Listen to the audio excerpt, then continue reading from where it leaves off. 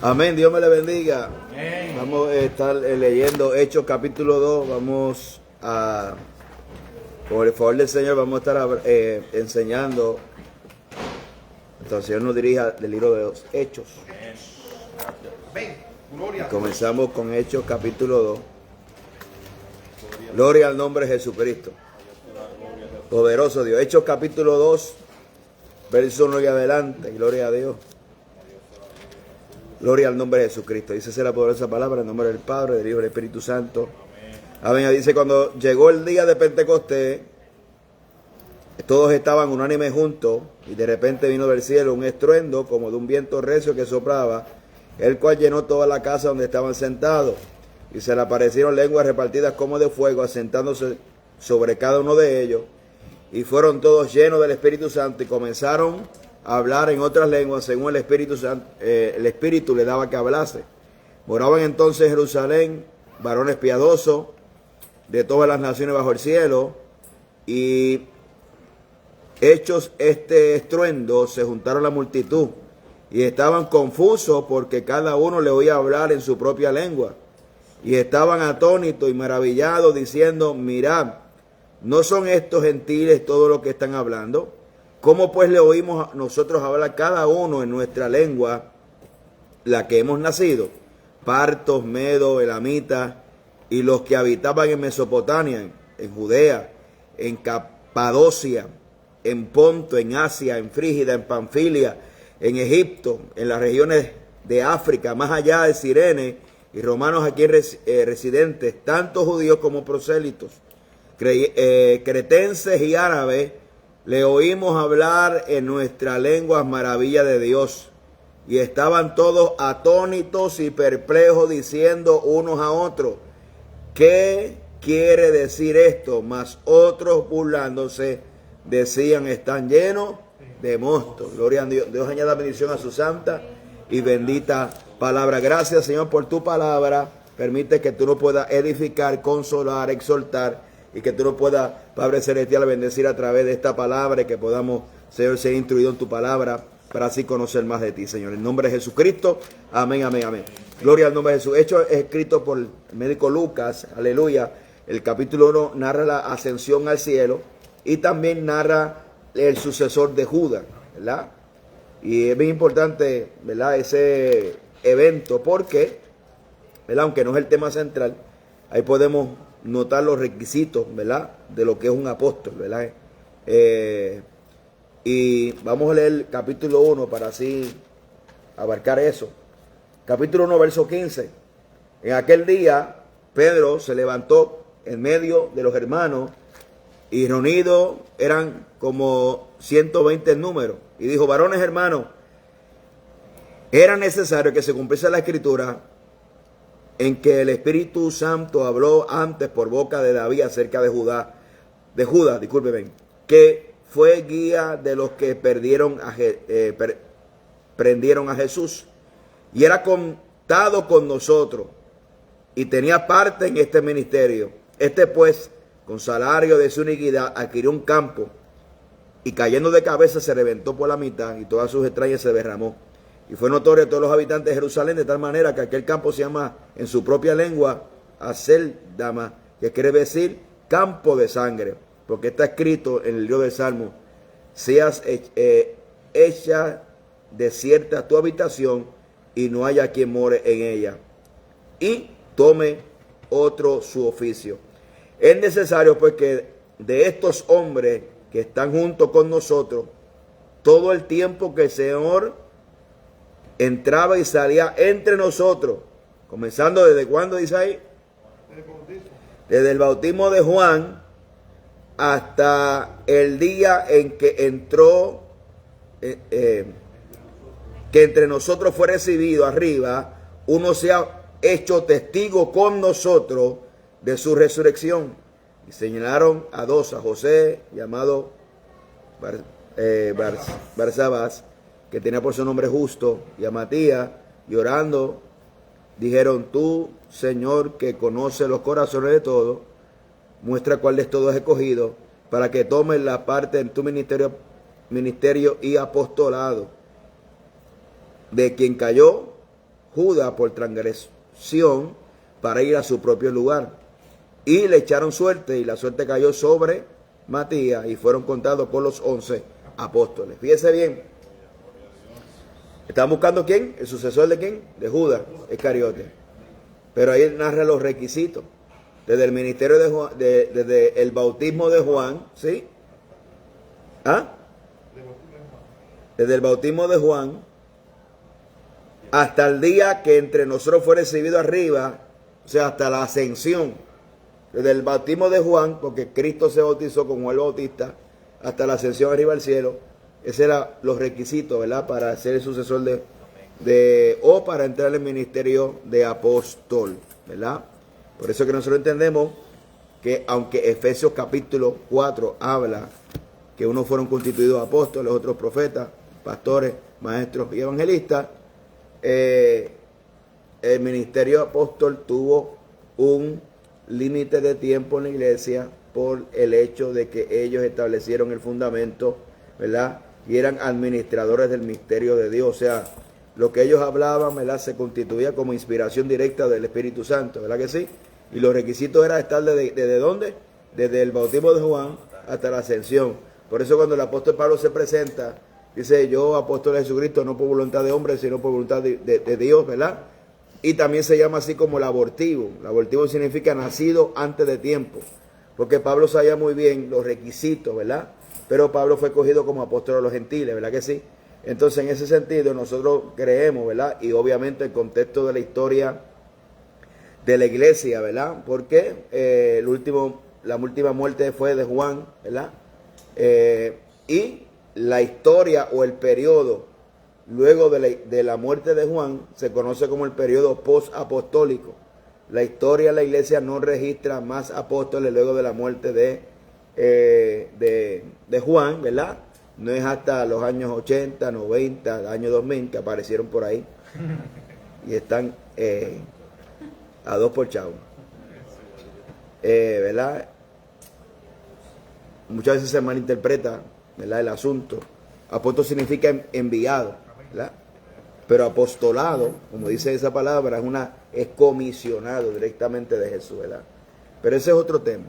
Queremos abarcar lo que significa el derramamiento del Espíritu Santo, y vamos a estar estudiando el libro de los Hechos, ¿verdad?, para ver la causa y el efecto que produjo el derramamiento del Espíritu Santo en la iglesia primitiva. Hechos capítulo 2 narra la historia, y bien interesante, porque el Espíritu Santo pudo haber hecho su entrada sublime, pero se dejó sentir de tal manera que obviamente era una fiesta judía, el día de Pentecostés, pero tiene un cumplimiento profético en el Nuevo Testamento, ¿verdad que sí?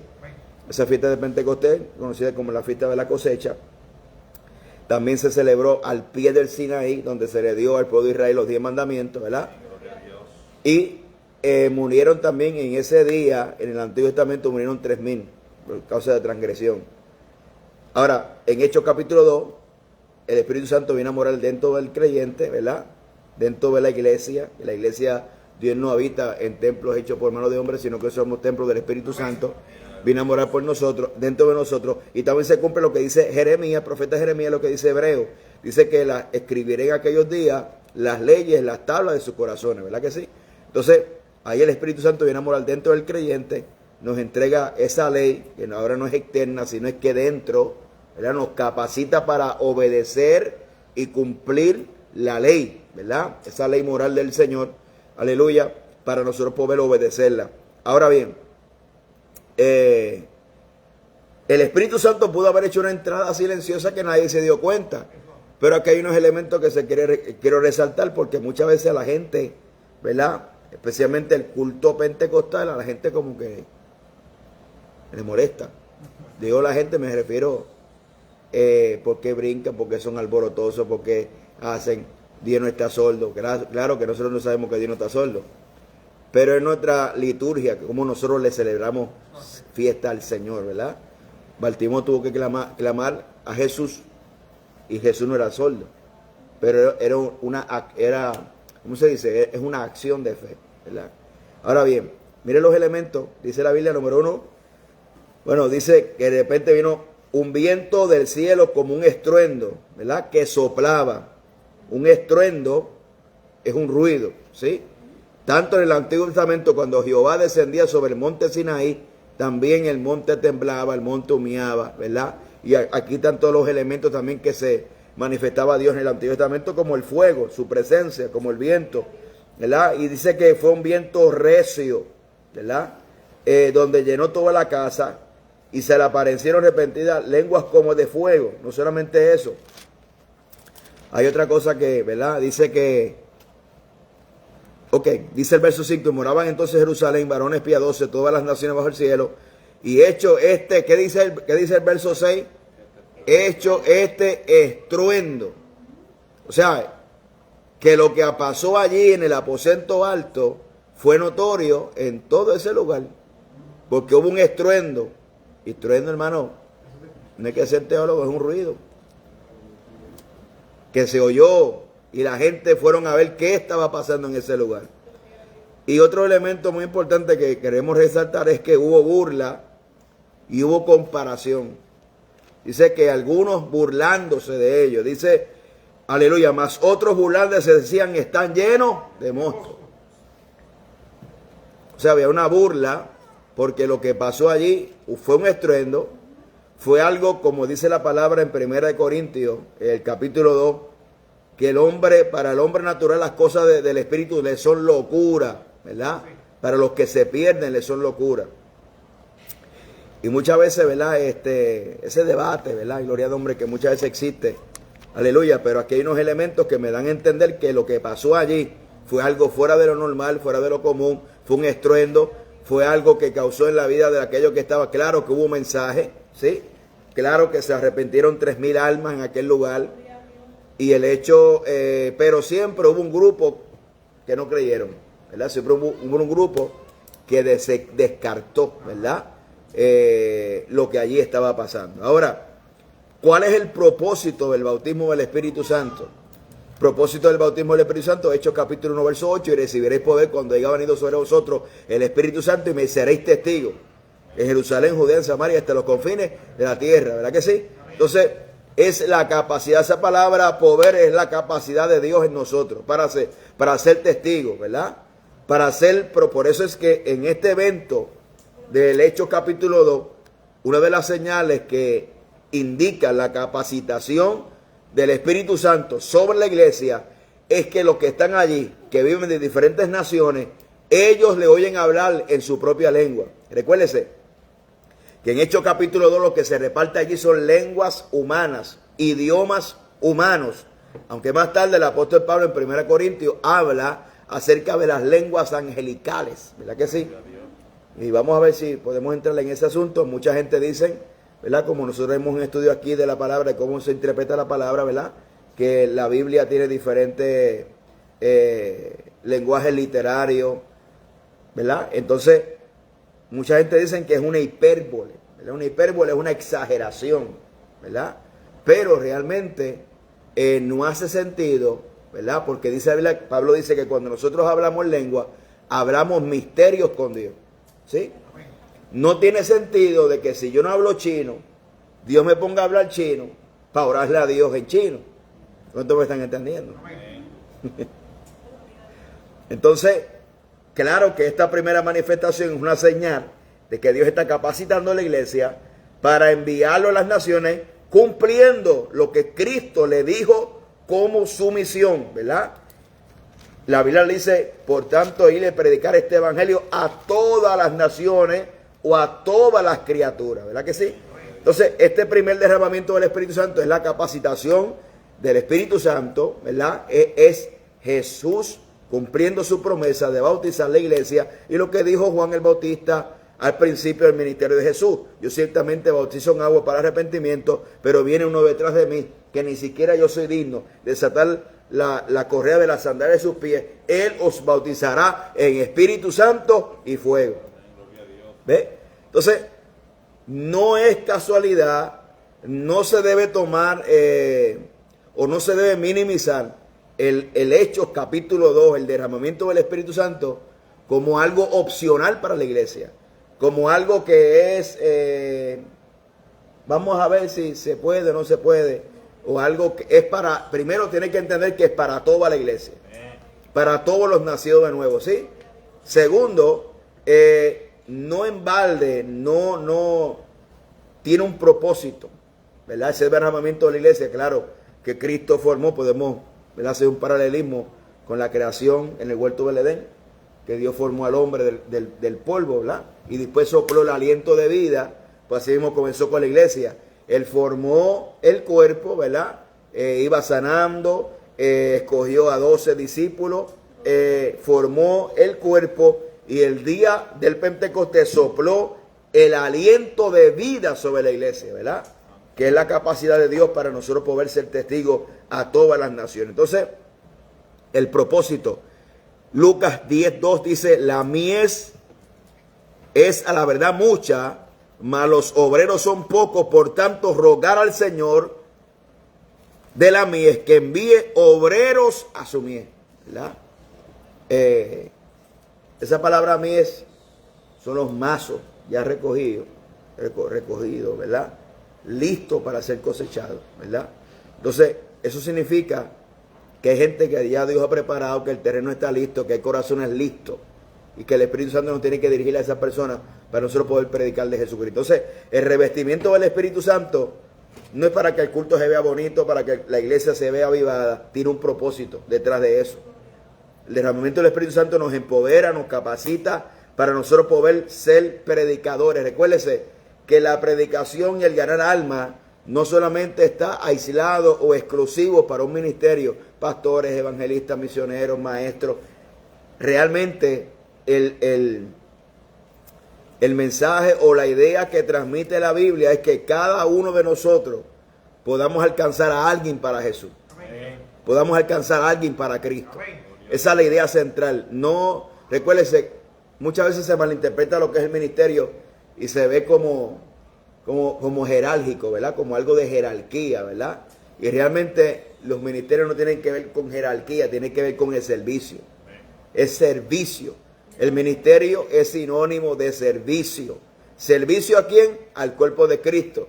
El contexto de Efesios capítulo 4, cuando habla de los ministerios, está hablando de un don, de un regalo para el cuerpo de Cristo. Capacidades especiales sobre gente para el cuerpo de Cristo. Maestro, capacidad de enseñar. Pastor, capacidad de pastorear, o sea, de instruir, de apacentar, de aconsejar. Evangelista, capacidad de también alcanzar almas para Cristo, ¿verdad? Y son capacidades que Dios derrama sobre personas que Dios escoge para el beneficio del cuerpo de Cristo, ¿sí? Entonces, no tiene que ver con jerarquía porque, ¿verdad? Lamentablemente, se ha distorsionado el evangelio tanto, ¿verdad? Que hoy los ministerios, ¿verdad? ¿Cómo le digo? Pues usted sabe, hermano, lo que usted vea por ahí, ¿verdad? Que tiene que ver con fama, que tiene que ver con una persona que es, pero realmente son personas que Dios escogió para el servicio de su obra, ¿verdad? Esa es la pura verdad. Gloria al nombre de Jesucristo. Se ha distorsionado hoy, es lamentable, gloria a Dios, pero que Dios nos ayude a comprender las verdades bíblicas. ¿Cuánto bendice el nombre de Jesucristo? Sé que fue como un viento recio. Esta manifestación externa demuestra que Dios está presente, activo, de una manera poderosa. El fuego puede simbolizar consagración y separación del creyente con el fin de glorificar a Cristo, de testificar acerca de Él. Y esas dos manifestaciones precedieron al bautismo en el Espíritu Santo y no se repitieron en hechos, ¿verdad? Gloria al nombre de Jesucristo. Cuán importante, ¿verdad?, es ser lleno del Espíritu Santo el día de Pentecostés. Número significó el principio del cumplimiento de la promesa de Dios de Joel capítulo 2, verso 2:28, ¿verdad? Pedro, cuando sucede esto, el verso 14, Pedro se levantó, comenzó a predicar y le está diciendo, esto es lo dicho, el verso 15, lo voy a leer, Hechos capítulo 2, verso 15, dice, porque estos no están ebrios, como vosotros suponéis, pues que están a la hora del día. Están ebrios, hermano. ¿Cómo actúa un borracho? ¿Camina derecho? No. Gloria a Dios. Salmo 115, salmista, no se sabe quién lo escribió, probablemente Moisés, la experiencia en el desierto. Alguien que me lo lea, Salmo 115, a ver si es ese. Aleluya.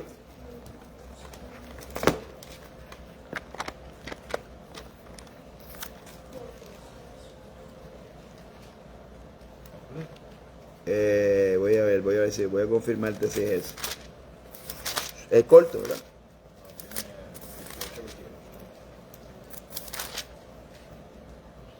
Gloria a Dios. No, ese no es. Es el 114, discúlpame.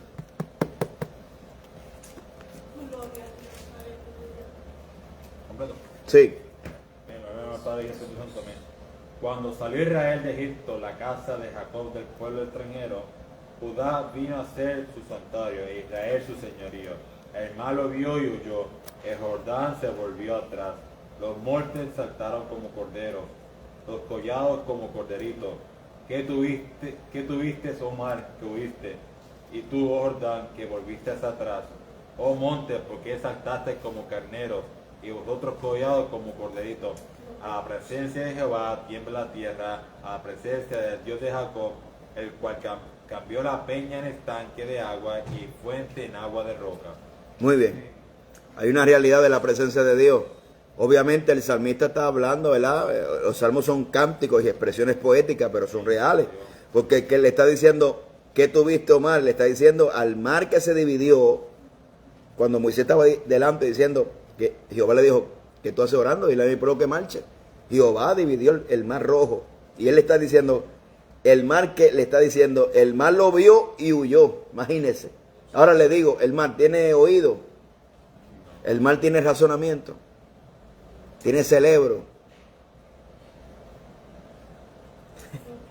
El Jordán se volvió atrás. ¿Cuándo fue eso?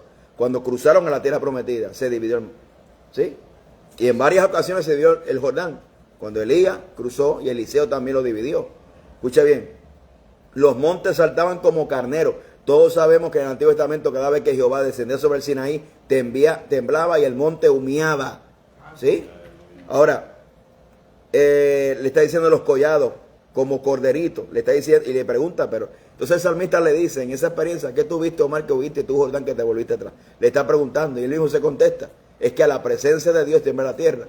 Ahora bien, si esos montes y esos mares que no tienen razonamiento, no tienen emoción, no tienen nada, pueden obedecer a Dios, como nosotros, si somos polvo de la tierra, no vamos más a temblar la presencia de Dios. Entonces, esa realidad mucha gente la quiere negar, ¿verdad?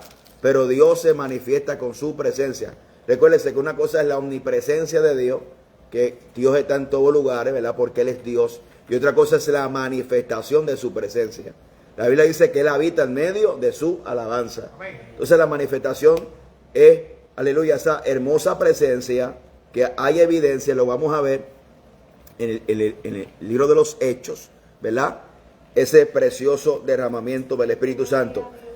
Pedro está explicando que eso es lo dicho por el profeta Joel en el capítulo 2, que en los posteros días derramaré de mi espíritu sobre toda carne, ¿verdad? ¿Y qué está diciendo? Sobre toda carne, él está diciendo sobre toda carne, sobre vuestros hijos, sobre estas hijas profetizarán, los jóvenes verán visiones, vuestros ancianos soñarán sueños, de cierto sobre mi siervo y sobre mi sierva, en aquellos días derramaré de mi espíritu y profetizarán y daré prodigio arriba en el cielo y señal abajo en la tierra, sangre, fuego, vapor y humo, y el sol se convertirá en tiniebla y la luna en sangre antes que venga el día grande y manifiesto. Y todo aquel que invocar el nombre del Señor será salvo. El día, o sea, este evento del derramamiento del Espíritu Santo es un evento, es un cumplimiento de los tiempos finales, ¿verdad? La gente pretende decir, ¿verdad? Claro que hay un sinnúmero de señales en el fin de los tiempos, ¿verdad? Nosotros nos concentramos muchas veces en lo negativo, guerra, rumores de guerra, hambre, peste, destrucción, terremotos, apostasía, falsos cristos, falsos maestros, el engaño, el enfriamiento del amor, un montón de otras cosas. Pero fíjense bien, aún en medio de eso, de ese panorama sombrío, y que Pedro, discúlpeme, está citando a Joel, que dice que va a haber que va a haber tiniebla, la luna en sangre, que, ¿verdad? Todas estas cosas, el Señor capacita a su iglesia, ¿verdad? El Espíritu Santo tiene varias funciones. Él es el consolador, ¿verdad? El que nos guía a toda verdad y a toda justicia. Él es el maestro, el que nos fortalece, ¿sí? Entonces la gente quiere pensar que los tiempos finales son tan malos que el Espíritu Santo no se manifiesta y no se va a mover, no hay avivamiento. El avivamiento significa, en el contexto de la Biblia, significa mantener plenamente la llama encendida. Reavivar significa volver a la vida, ¿sí? Ahora, usted ha hecho una fogatita, ¿verdad? Pequeña. Y si usted le echa más leña, ¿qué le pasa al fuego? Se aviva. Si lo sopla más, se aviva. No significa que el Espíritu Santo se ha ido. No significa que el Espíritu Santo no se mueve en la iglesia. Pero si queremos el avivamiento, obviamente se necesita, ¿qué? Más combustible, más leña. ¿Ve? Es interesante, y gloria al nombre del Señor, cuando se anhela. Por ejemplo, ¿verdad? Le testificaba la semana, no sé, yo viajo tanto, la fecha me pierdo en el tiempo, me pierdo. El fin de semana que lo pasado estaba en Chile y hicieron un evento de Pentecostés. Nosotros lo hacíamos por año en Puerto Rico, lo hicieron en Chile. Pero esa gente estuvieron ayunando un año, orando un año, buscando a Dios un año. Y a mí me llaman todos los días de cosas que pasan, que aquel fulano, todo lo que Dios está haciendo. Entonces fíjese, no es que a veces Dios no se mueve, lo que pasa es que muchas veces no anhelamos lo suficiente, ¿verdad? Y una cosa es que si hablamos de llenura, Dios no puede llenar algo que está lleno, Dios llena lo que está vacío. Primero, tenemos que reconocer nuestra condición, ¿sí? Segundo, hay que hacer espacio en el corazón. Claro que solamente Cristo y Dios puede llenar el corazón, pero hay cosas, ¿verdad?, que a veces llenan el corazón, ¿verdad? Por ejemplo, en un sentido figurado, hablando, llenan el corazón o que satisfacen momentáneamente ciertas necesidades. Y no es hasta que nosotros no deseemos realmente, ¿verdad?, ser revestidos y experimentar eso, aleluya, que no pasa. Mire, hay ciertas evidencias en el Antiguo Testamento cuando el Espíritu Santo descendió. Por ejemplo, en Números capítulo 11, verso 10 al 30, el Espíritu, dice textualmente, el Espíritu fue transferido de Moisés a los 70 ancianos. ¿Con qué propósito? El propósito capacita a los 70 ancianos para ayudar con la carga de cuidar a la gente, ¿sí?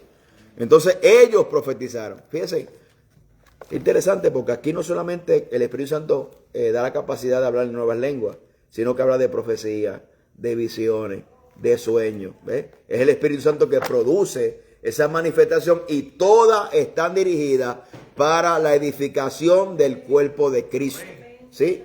Ya sea por profecía, la Biblia dice que no se menosprecie la profecía, ¿verdad? Y la profecía, obviamente, dentro de Corintios capítulo 14 tiene un contexto y un orden de cómo se lleva la palabra profética, porque Dios no es un Dios de desorden, un Dios de orden, y el espíritu del profeta está sujeto al profeta, ¿verdad? Eso significa que Dios te puede dar un mensaje, pero el culto tiene un orden, y ese orden no se puede interrumpir, ¿verdad? Porque Dios es un Dios de orden.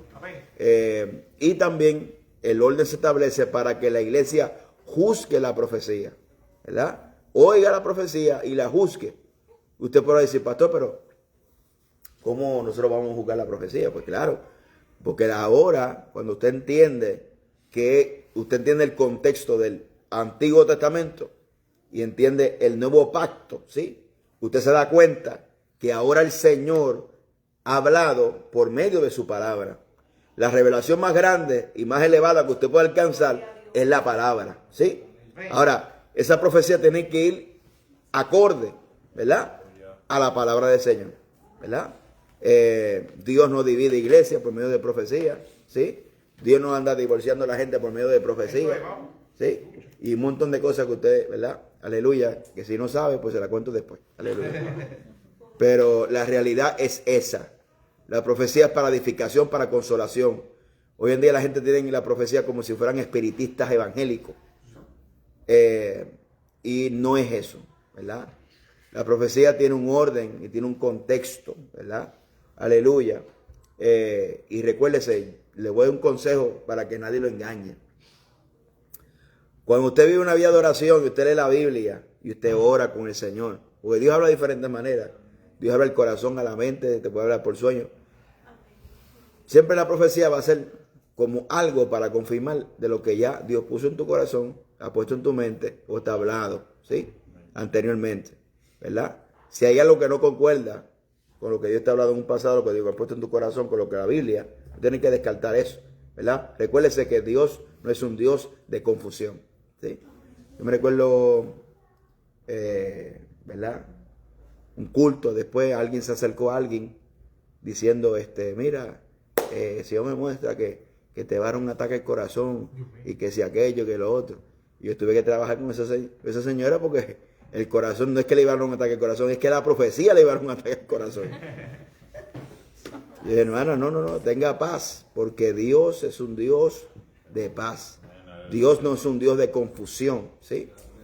Y Dios es un Dios de paz. Claro, y cuando Dios habla, ya uno siente, ¿verdad? Porque por eso es lo importante de mantener una vida de oración y de lectura de la palabra, ¿verdad? De lectura de la palabra para saber qué es de Dios y qué no es de Dios. Segundo caso del Espíritu Santo. Dice que el Espíritu Santo de Moisés fue transferido, el Espíritu que estaba en Moisés, que es el Espíritu Santo, a Josué, Números capítulo 27, verso 16 al 20, Deuteronomio capítulo 34, verso 9. No se registra ninguna señal, pero la gente sabía que Josué había sido lleno con el espíritu de sabiduría, por lo cual ellos lo escuchaban. Deuteronomio capítulo 34, verso 9. Y el Espíritu Santo llenó a Josué de sabiduría para liderar. Recuérdese que es una capacidad para el beneficio de la obra de Dios, ¿sí? No es para el beneficio nuestro, no es para la gloria de nosotros, no es para exaltarnos a nosotros, es para exaltar el nombre de Cristo y está ligado a la obra de Dios. La capacidad que Dios pone en cada uno de nosotros es para, como si fuera un rompecabezas, ¿verdad? Que cada pieza va en su lugar, ¿verdad? Y que juntamente con los dones y las capacidades vamos edificando el cuerpo de Cristo, ¿sí? Otro caso en el Antiguo Testamento fue, el Espíritu fue transferido de Saúl a David. Dice, cuando el Espíritu vino sobre Saúl, él profetizó y David también profetizó. El Espíritu Santo cambió a Saúl en una persona diferente, preparando para el liderazgo, ¿verdad? Lo capacitó para el liderazgo. También el Espíritu Santo a David para poder dirigir al pueblo. También vemos el caso de Elías y Eliseo, ¿verdad? Que también Elías, cuando fue traspuesto, ¿verdad? El manto, ¿verdad? Y también él pudo dividir, golpeó el río Jordán y se dio. En el Nuevo Testamento, el Espíritu ungió a Jesús para predicar las buenas nuevas y liberar a los cautivos y sanar y dar libertad a los cautivos. Isaías 11:2, ¿verdad? Y Lucas 4:18 al 12. Y en el Pentecostés el Espíritu Santo fue transferido a Jesús, a sus discípulos, ¿verdad? Lucas registra la señal de la paloma descendiendo sobre Jesús. Y los 120, los discípulos de Jesús, hablaron en lenguas cuando vino sobre ellos el Espíritu Santo. Y fue una señal externa del bautismo que había descendido sobre ellos. El Espíritu Santo dio a los discípulos la habilidad y el poder para testificar de Jesús. Da valentía para testificar de Jesús, ¿sí? Aleluya. También vemos otro caso en Hechos capítulo 8, verso 17. El Espíritu Santo fue transferido de Jesús a través de Pedro, a Juan y a los discípulos en Samaria. Algo sucedió que convenció a Simón de ofrecer dinero. El Espíritu Santo dio a los creyentes samaritanos poder para poner su parte en la expansión del evangelio de Jesús. Aleluya. ¿Cuántos dicen amén a eso? Gloria a Dios. ¿Cuántos eventos sucede de ese derramamiento en la iglesia? O en el libro de Hechos. Bueno, está Hechos capítulo 2, verso 1 al 4, el día de Pentecostés. Está en Hechos capítulo 8, verso 14 al 12. Gloria al nombre del Señor. Eso fue los creyentes en Samaria cuando bajó Felipe a predicar el evangelio de Samaria. Y en Hechos 9, 17 al 19 dice la conversión de Saúl, le llenó de Saulo. Hechos 10, 44, 46, la casa de Cornelio hablaron en otras lenguas. Vamos a leer ese evento. Eso está en Hechos capítulo 10, verso 44, 46.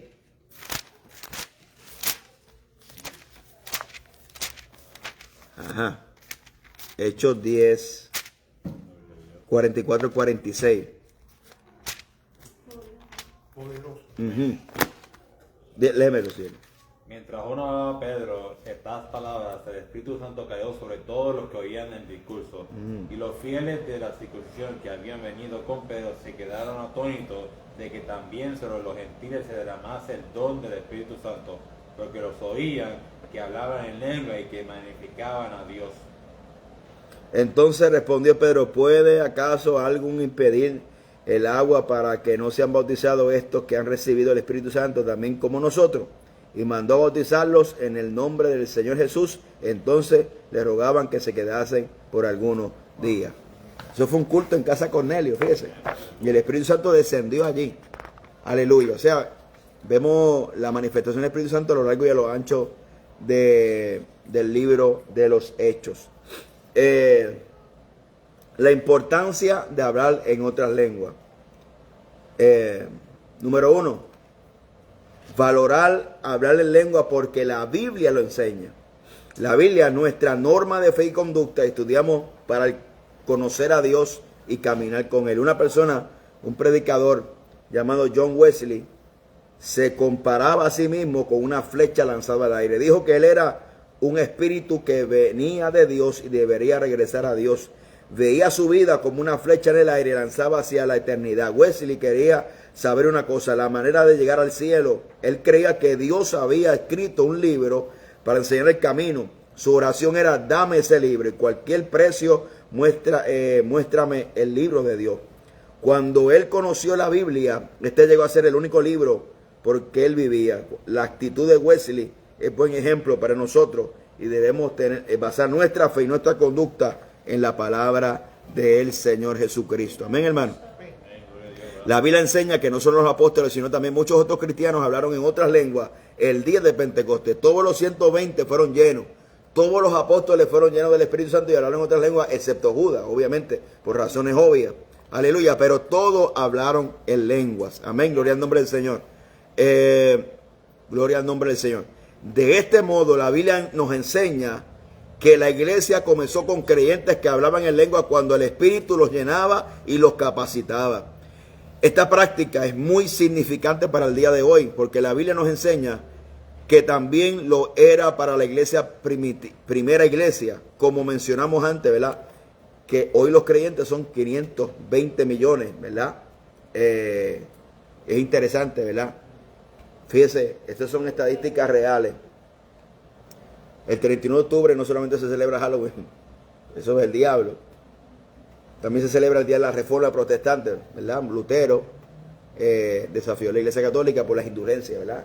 La indulgencia era pagar para que te salgan del purgatorio y te lleven a descansar. De esa manera, anulando el sacrificio expiatorio de Jesucristo, que pagó el precio para salvarnos de una vez y para siempre, ¿sí? Ahora bien, y es interesante que en los 500 años de Reforma y dentro del protestantismo, ¿verdad? Ese énfasis que surgió en el 1906 en la calle Azusa en California, ¿verdad? Y previo a eso, ¿verdad? En Topeka, Kansas, ese anhelo de volverse a la iglesia, de esa experiencia, la iglesia primitiva, en los últimos 120 años, 130 años, ¿verdad? El pentecostalismo ha alcanzado, una denominación pentecostal ha alcanzado más de 550 millones de personas, más que la reforma protestante en los últimos 500 años. ¿Sí? Para mí eso es un dato muy importante porque habla de la obra del Espíritu Santo en una iglesia. Fíjese, en la calle Azusa hubo un avivamiento tremendo, se esparció por todo el mundo, salieron misioneros, y aquí si usted estudia el libro de los Hechos, ¿sí? Este derramamiento no solamente impulsa la predicación, impulsa la unidad, ¿sí? Impulsa las señales, los prodigios, los milagros, y obra misionera y obra evangelística, ¿sí? Porque una de las cosas que produce la llenura del Espíritu Santo es usted querer compartir el evangelio con otro, ¿sí? Es una llama que arde, aleluya. Ahora bien, valoramos hablar en lengua porque es una de las formas de orar a Dios. Primera de Corintios capítulo 14, verso 2 dice que el hablar en lengua no habla a los hombres, sino a Dios. Búscame Primera de Corintios capítulo 14, verso 2. Amén. Porque el que habla en lengua no habla a los hombres, sino a Dios, pues nadie le entiende, aunque por el Espíritu habla misterios. Fíjese, esas son las lenguas angelicales, ¿verdad? Y no necesariamente todo lengua lleva un mensaje y se necesita intérprete. Porque el don de hablar en lenguas es un don también de intercesión, lo dice claro ahí. No hablamos de los hombres, sino hablamos de Dios, porque los hombres no entienden. ¿Sí? Y hablamos misterios con Dios. Y eso encaja perfectamente con lo que dice Romanos capítulo 8, que nosotros, que tenemos la premisa del Espíritu Santo, ¿verdad? Que vivimos dentro de nosotros esperando la redención de nuestro cuerpo, pero también dice, los que tenemos ese Espíritu Santo, dice que el Espíritu Santo intercede por nosotros con gemidos indecibles. Amén, aleluya. Porque Él sabe cómo pedir. Sabe que el Espíritu Santo intercede por nosotros. Entonces, fíjese la importancia del Espíritu Santo. Es una oración que va directo a la voluntad de Dios. ¿Sí? A veces usted ora y, Señor, ¿cuál es la voluntad del Señor? Ayúdame, haz tu voluntad. Pero cuando oramos en el Espíritu da en el centro de la voluntad divina de Dios. Es una oración eficaz, una oración que va respaldada con el poder de Dios. ¿Sí? Aleluya. Y no en balde, los últimos pasados años, el movimiento de la manifestación del Espíritu Santo, claro que reconocemos que hay unos excesos y hay unos desórdenes que se manifiestan, que estamos conscientes de eso. Pero no porque haya excesos y desórdenes, nosotros tenemos que abandonar lo que la Biblia dice, ¿sí? Que sí produce un efecto poderoso en la vida de la iglesia. Y no en balde, una de las cosas que más el enemigo ridiculiza es mover del Espíritu Santo. Inclusive por creyentes también. Porque están más apagados con cabo de vela. Eso es lo que pasa. Eso es lo que pasa. Lo que pasa es que el hombre quiere tener el control del culto. El hombre, hermano, el hombre se ha apoderado del culto al Señor. El hombre quiere ser el protagonista. El hombre quiere ser exaltado. El hombre quiere ser visto. La gente quiere ser por los talentos, por los dones, por las capacidades, su forma de hablar, su forma de cantar, su forma de expresar. El hombre quiere ser dentro. Y cuando el Espíritu Santo toma el control, ¿quién es, hermano? Entonces el protagonista, ¿quién es? Dios. Porque Dios escoge a quien Él quiera. El Espíritu Santo levanta a quien Él quiera. ¿Cuántos dicen amén a eso? Amén. Aleluya, gloria al nombre del Señor. Entonces, Pablo nos anima a orar en el Espíritu. 1 Corintios capítulo 14, verso 14 también ahí dice. Así que el Espíritu Santo nos capacita para orar en lengua. 1 Corintios capítulo 14, verso 14. Porque si yo oro en lengua desconocida, mi espíritu ora, pero mi entendimiento queda sin fruto. Muy bien. Pablo nos anima a orar en el Espíritu en todo tiempo. En Efesios capítulo 6, verso 18. Efesios 6, 18.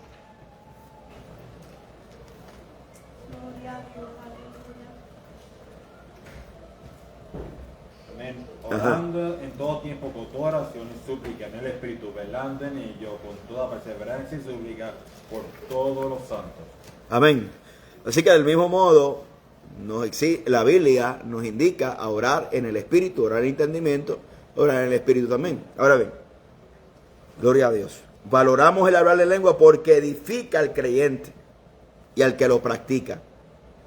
1 Corintios capítulo 12 menciona 9 dones diferentes, pero el don de orar en lengua es el único que se describe como edificación para el que lo practica.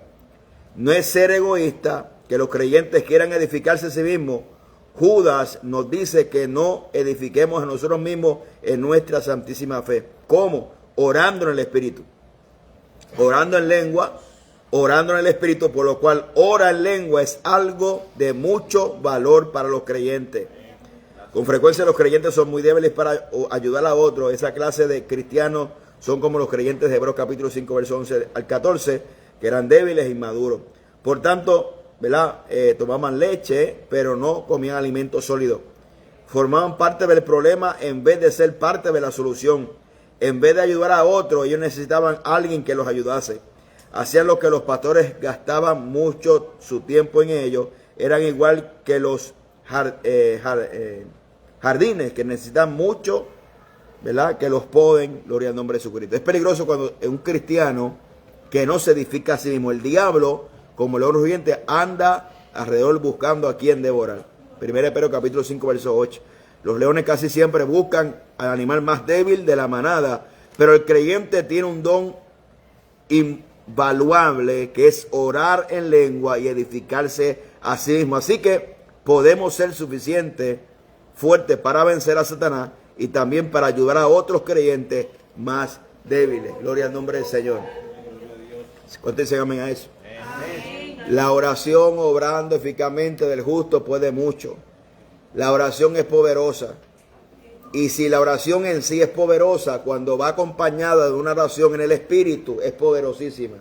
Y si esa oración, que es una oración, más una oración en el Espíritu, más le añade ayuno, es una bomba. El enemigo nos quiere hacer pensar que no funciona. Porque yo no sé a cuánto le ha pasado que usted está orando por una situación y la situación empeora.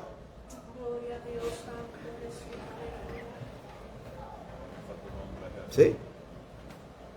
Pero es el enemigo haciendo fuerza para debilitar tu fe. Recuérdese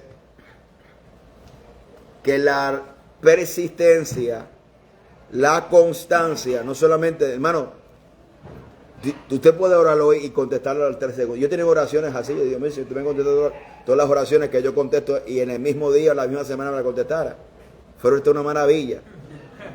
Pero el Señor quiere desarrollar nuestra paciencia, nuestra consistencia, nuestra perseverancia. ¿Sí? Entonces, siga persistiendo, siga orando, porque Dios lo va a hacer. Dios es poderoso. Dios es poderoso para hacerlo. Y tenemos que confiar en Él, en el poder de la oración. ¿Sí, hermano? Amén.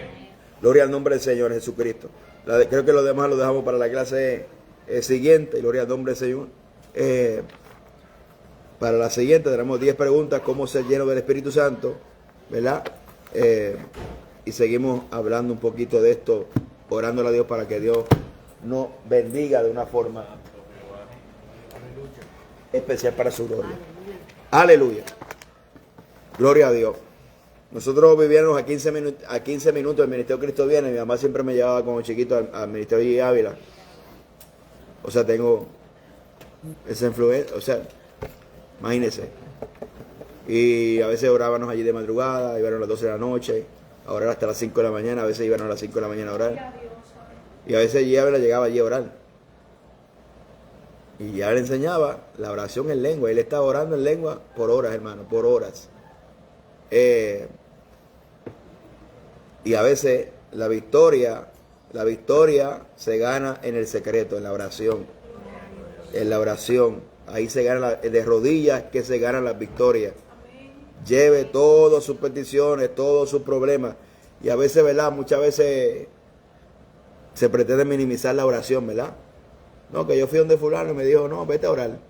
¿Verdad? Y a veces se trata de una forma despectiva de la oración. Pero hermano, ¿a dónde podemos ir si no es al Señor? ¿Qué armamento no podemos usar si no es la oración? ¿Verdad? Y la oración, hermano, es poderosísima. ¿Verdad? Así que, gloria a Dios, que Dios nos ayude. En el nombre de Jesucristo, a mantener esa vida de oración y poder orar en el Espíritu. Así que Dios me le bendiga.